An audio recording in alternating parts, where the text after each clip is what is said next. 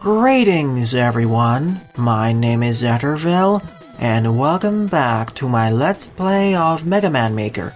In this episode, I'll be covering all the new example levels that were added in the version 1.5 update. Starting with By Sword and Shield by Az. A quick correction from the previous episode, there are actually 6 new example levels that were added, not just 4. I got confused by how the changelog was worded.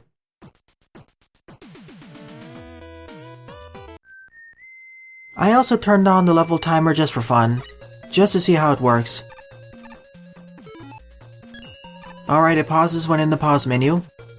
For this level, we only have access to the Proto Shield and the Flame Sword.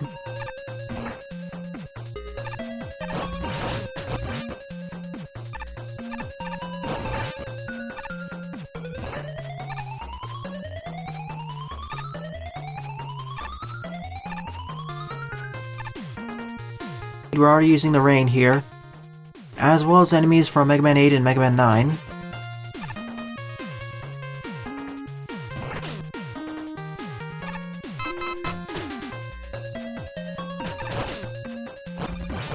It seems that this rain only affects me when jumping, not while walking, so it's not like a wind gimmick.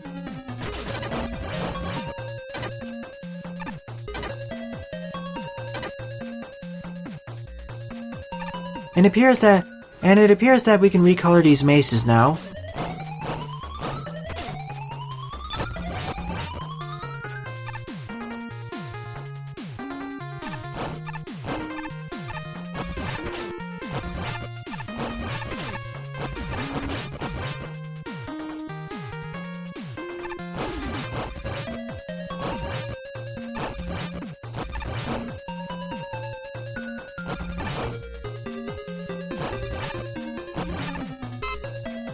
Some life pickups would be handy here.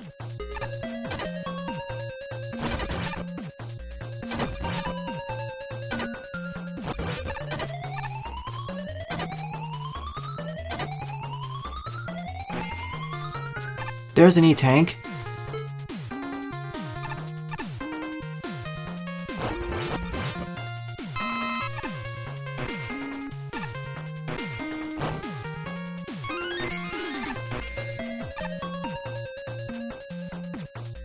And a checkpoint, thank goodness, thank you Az.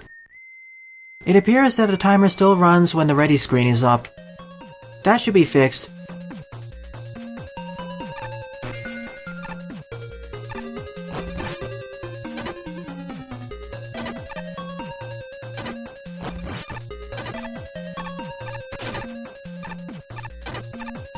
That should be fixed. The timer should be paused while you're spawning in, at least until the ready screen disappears.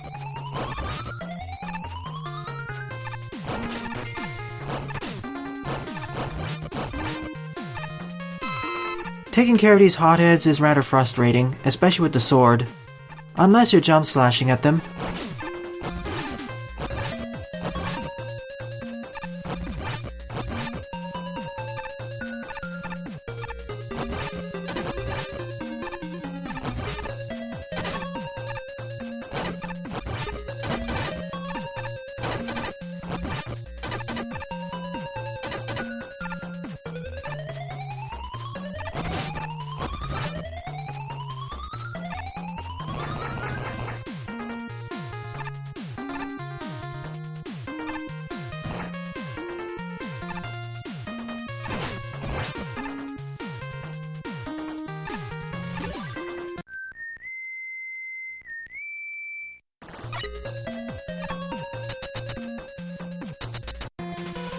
Mini-boss time, against Skullman.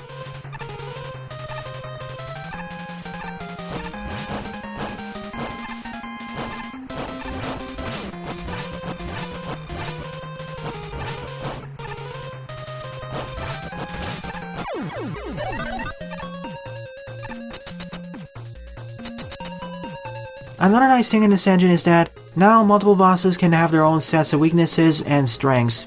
Before, if you added multiple bosses through the use of version 1 or text editor, all bosses would share the same strengths and weaknesses.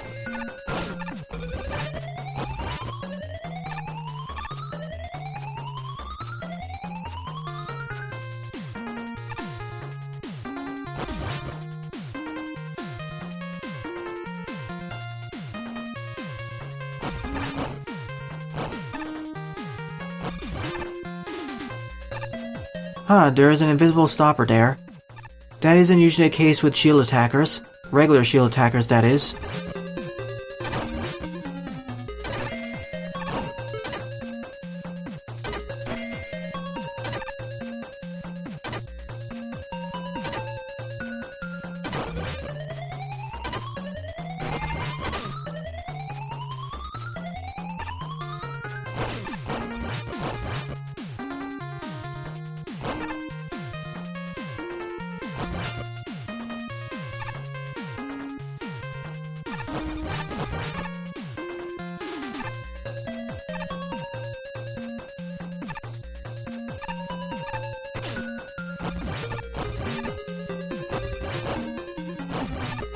Oh goody, the umbrella's infinitely spawning over here.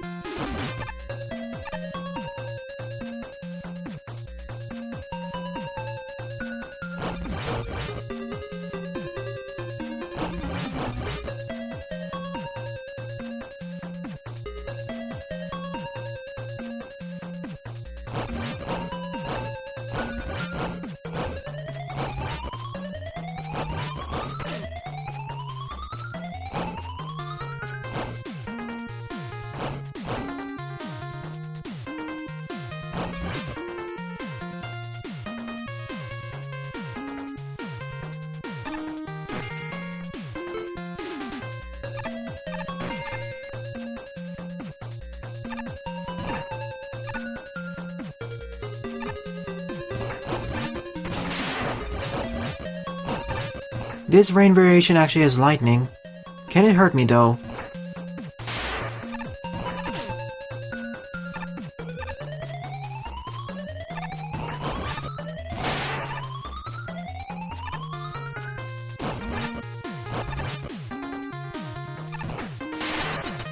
At last, this stage is over. A bit more on the difficult side, but it works. In some ways, it feels like a hybrid between an NES stage and a Mega Man 8 stage.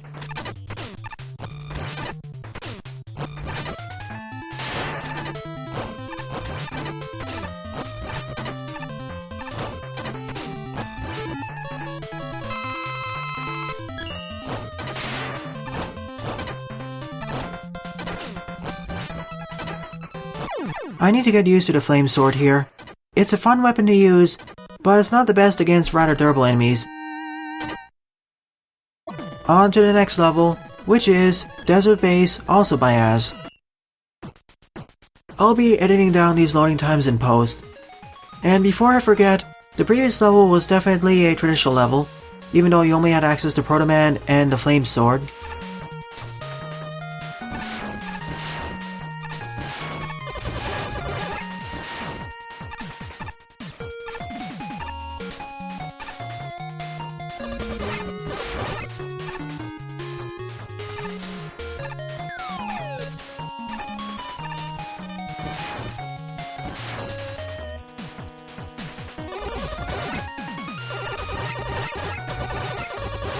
Something else I want to mention is that during the previous episode, I only covered most of the additions in version 1.5. I didn't cover the myriad of changes, for instance to the Wily Challenge mode and to Sniper Joe's.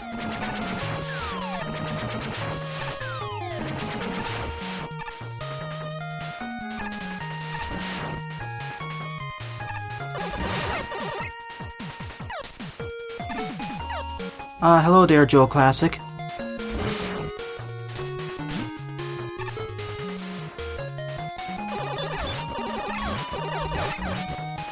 For Sniper Joes, they're now only protected on their shield, meaning that you can shoot through their shield if you stand close enough to them, or you can hit them at their head or feet.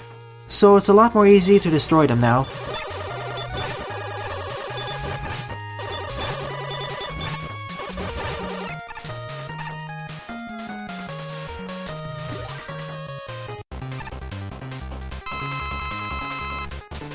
Mini-boss battle against Bomb Man now. We even have the mini-boss team from Mega Man 8 playing in the background. Thankfully he takes double damage.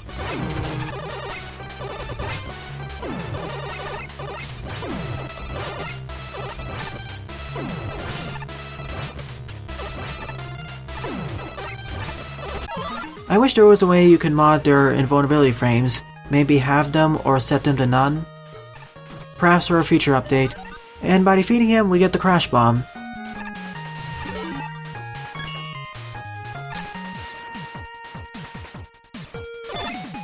This big shielded tank enemy.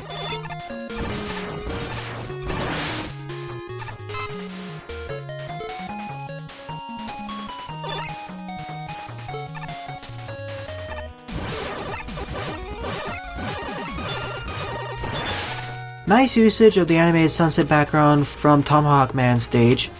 It really fits well with this desert stage.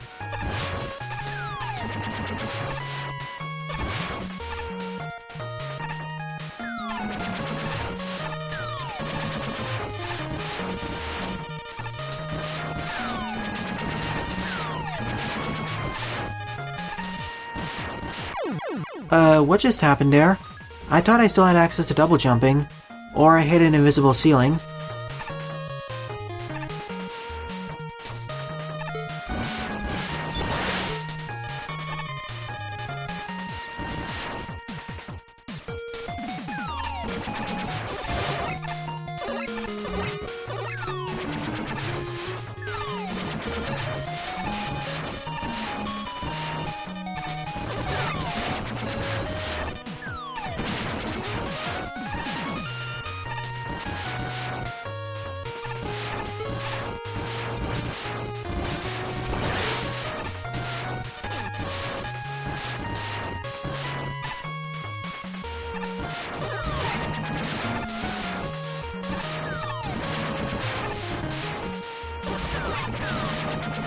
I'm more worried about the Bombtrons rather than the Katon Bions.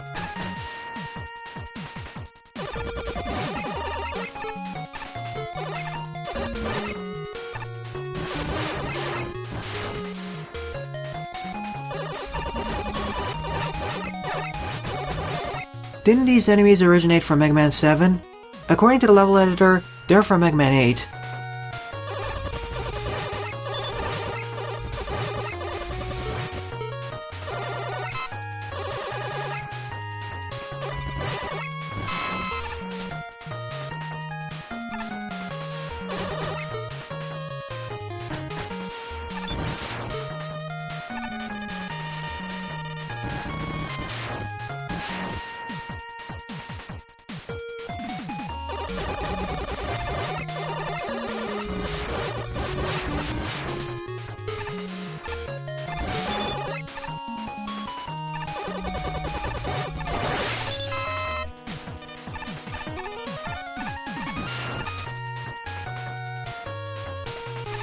On to the next mini-boss battle. Napalm Man, another bomb-type Roadmaster.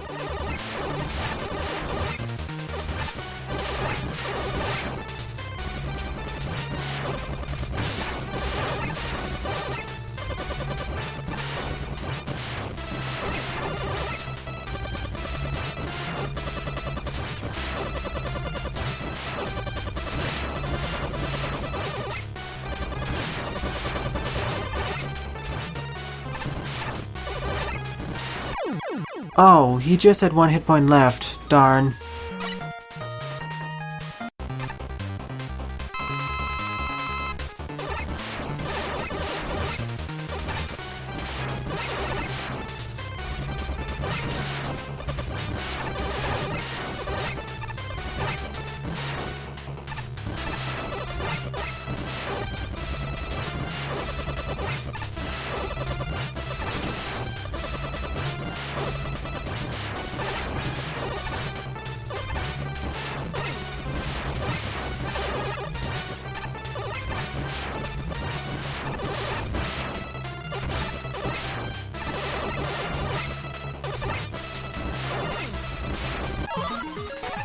At last I made it.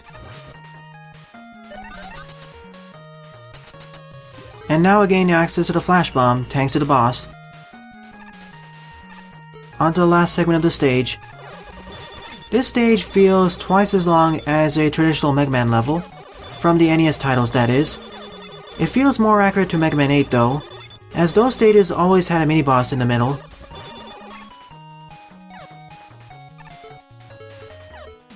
Let's try using the flash bomb here.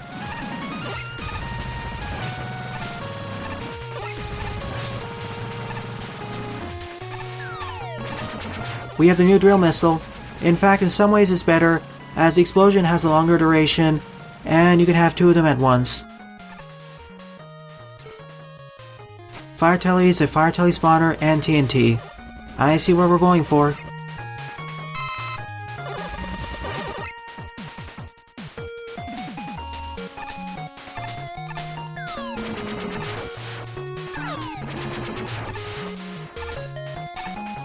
In fact, standing on top of these is safe. They count as solid objects, same as the bottom.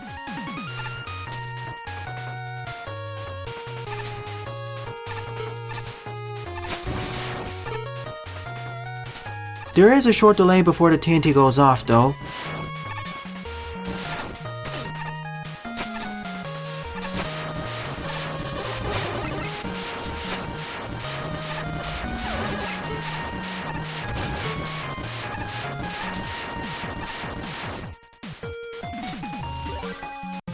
Overall, this stage seems to have focused on explosive enemies and explosive gimmicks. And of course, the boss is Grenade Man. I'll try fighting him base buster only.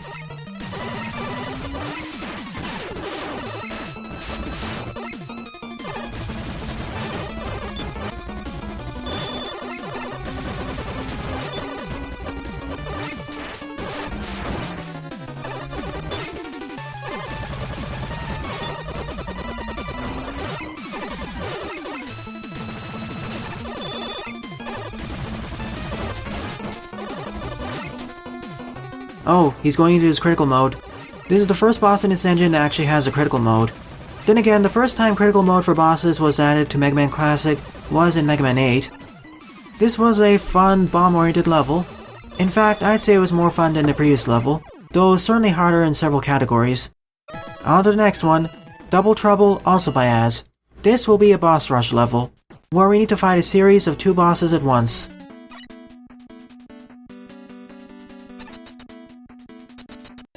Starting off with Double Magnet Man.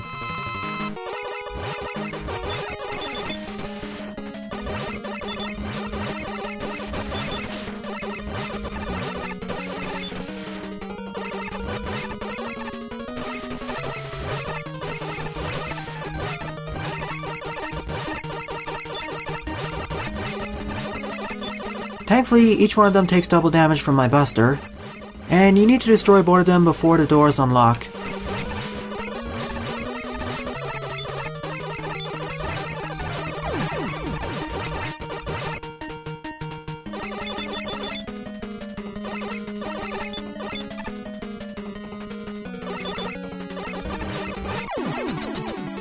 One down.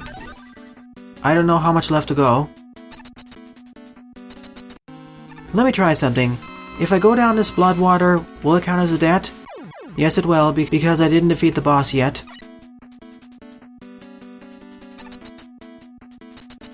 Toadman and Bombman. I think I should take care of Toadman first. He's easier of the two. Plus his contact damage is much higher.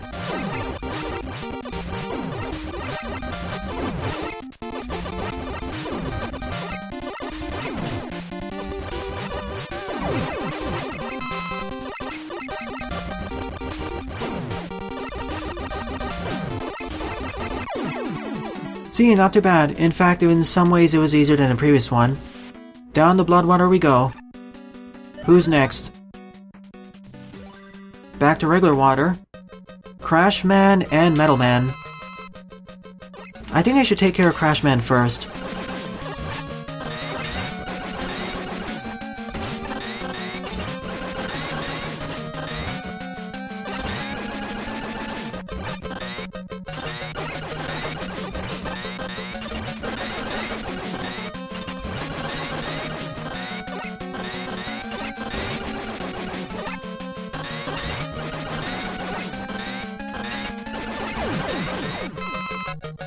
Destroying Crashman immediately destroys his explosions as well.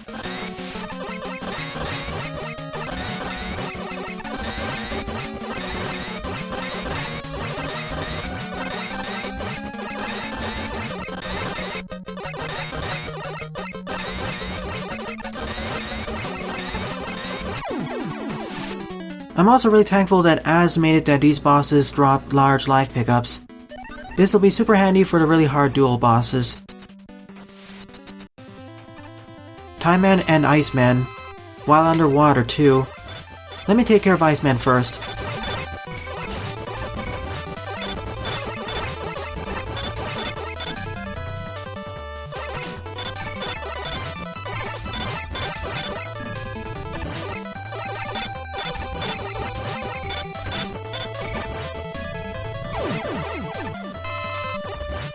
And as we already know, other bosses are not affected by Time Man's time slow. But once one of them is down, it's much easier. This is going surprisingly swimmingly.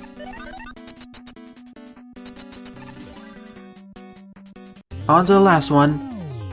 Double Astroman.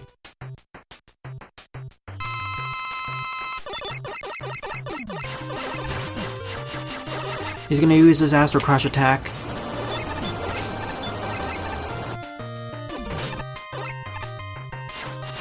Double Astro Crush? Oh no.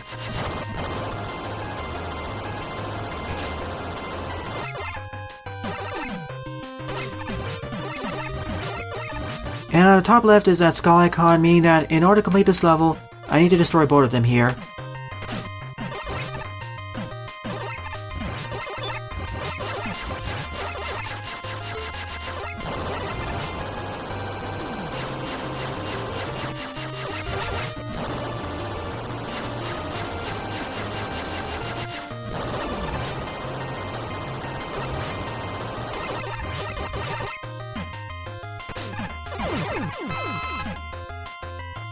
I'm not so keen on this double boss battle though, especially if they use the double Astro Crush.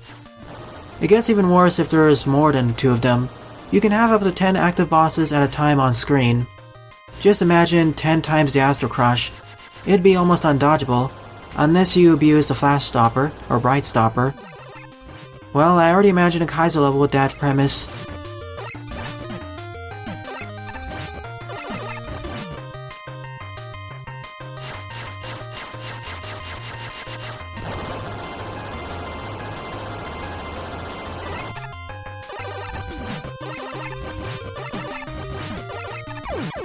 This was a neat idea of showcasing how you can use multiple bosses at once. It's essentially a continuation, or rather, a formal realization of what several level designers have already been doing by using a text editor. But this time, defeating one boss doesn't immediately end the level. On to the next one. Infiltration, also by Az. This stage took 20 to 25 seconds to load up. Oh no, illusions. I see what we're going for. We start off with the Tornado Blow and Hornet Chaser. As you may have noticed, this, along with 2 of the other levels by Az that I covered in this episode, they all have question mark icons next to their titles. That means there are bosses in this stage who, upon being defeated, will not end the level. In other words, you don't know in advance how the stage will end. It can end by either collecting an item, defeating a particular boss, or defeating a particular set of bosses.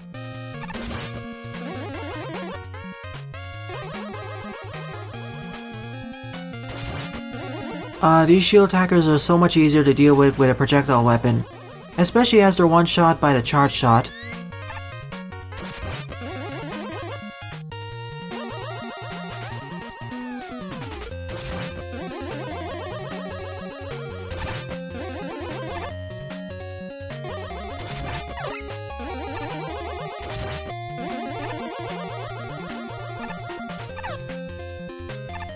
Is this Fake Man's stage team from Mega Man 9? I cannot recall exactly.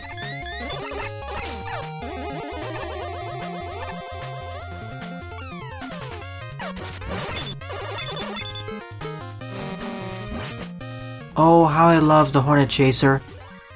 It falls under the grab/retrieval type of weaponry, along with the grab buster and boomerang weapons.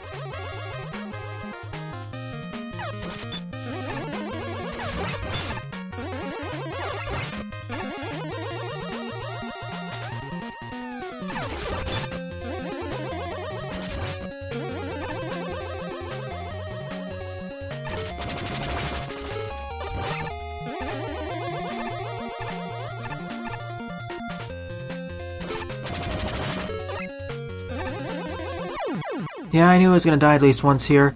I confused it with the right block. I always have problems with the illusions. See my playthrough of Mega Man Unlimited during Yoko Man's stage. That took over 60 attempts to do it properly.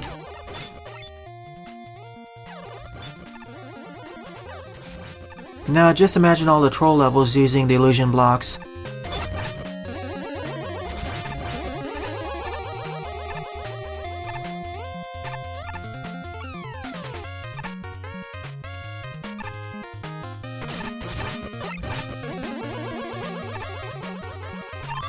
An E-tank and a flash bomb, that's helpful. These send me flying straight upwards. So they're essentially launchers.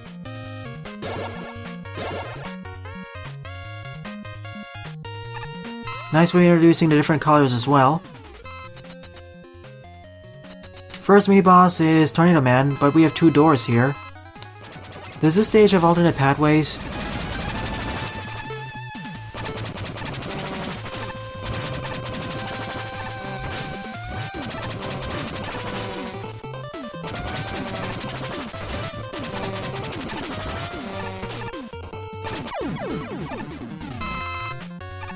Alright, this is one way.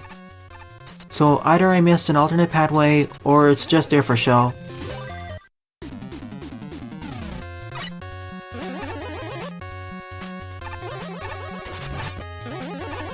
I didn't expect these example levels to be this long. Good thing I ended off the last part early. Otherwise it would be almost an hour long.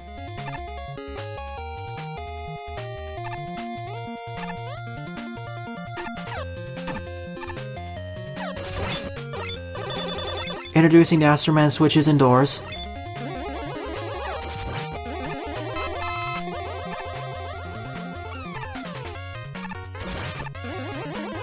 Combined with keys and key doors, I can already imagine how many puzzle levels there are going to be.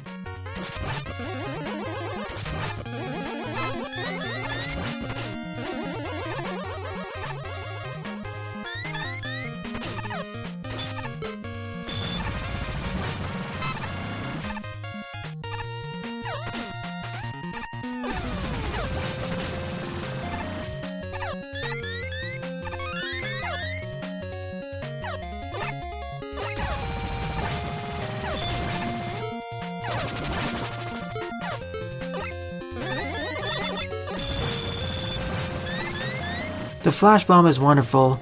It was one of the best weapons in Mega Man 8. It also seems to be the case over here. This stage is a lot more instant death happy compared to the previous tree.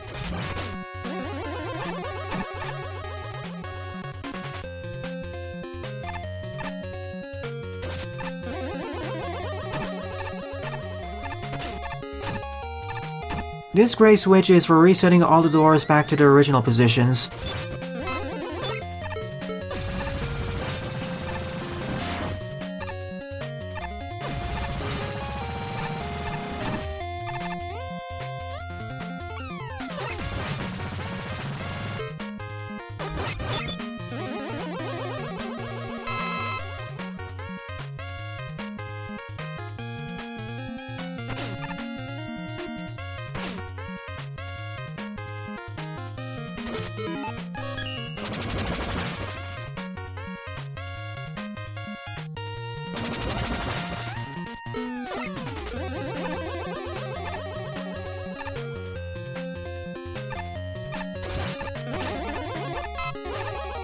Thank goodness Az gave me access to the tornado blow. Otherwise, this section could be a bit of a nightmare.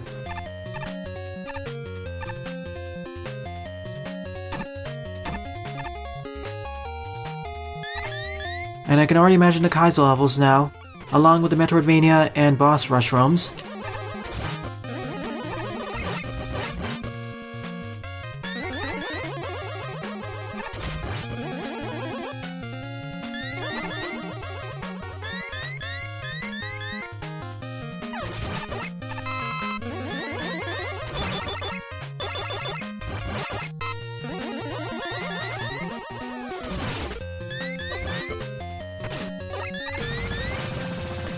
For how much damage it deals over time, the amount of energy it uses is quite low. It only requires 1 energy to use the flash bomb. It outclasses most other bomb type weapons in this game.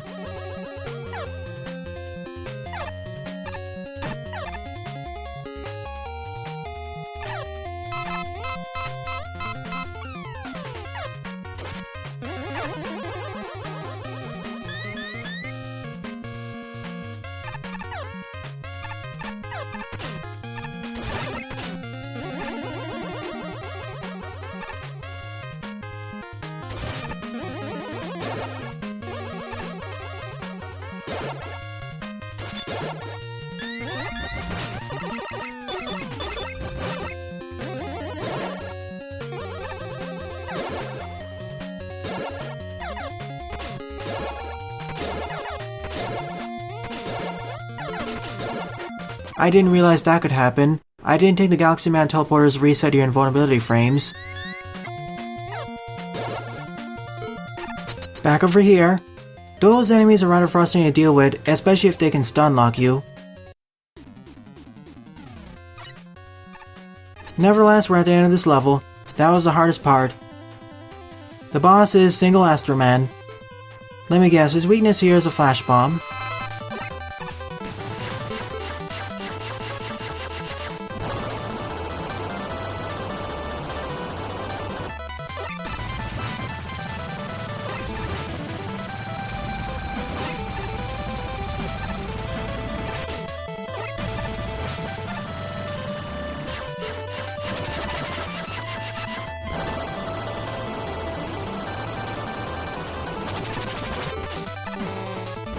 No, it's actually the Hornet Chaser.